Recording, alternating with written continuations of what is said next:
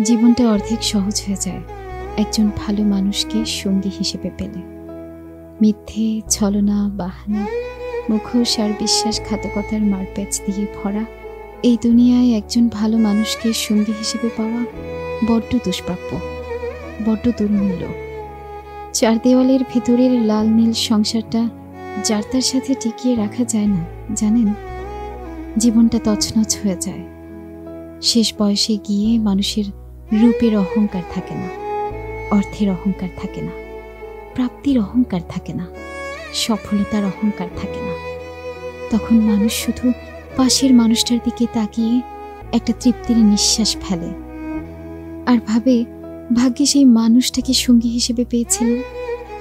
আমি মনে করি মানুষ যতটা অন্যান্য সফলতাকে, প্রাপ্তিকে উদযাপন করে, তার থেকে অনেক বেশি উদযাপনের হলো একজন সঠিক মানুষকে সঙ্গী হিসেবে পাওয়ার বিষয়টা।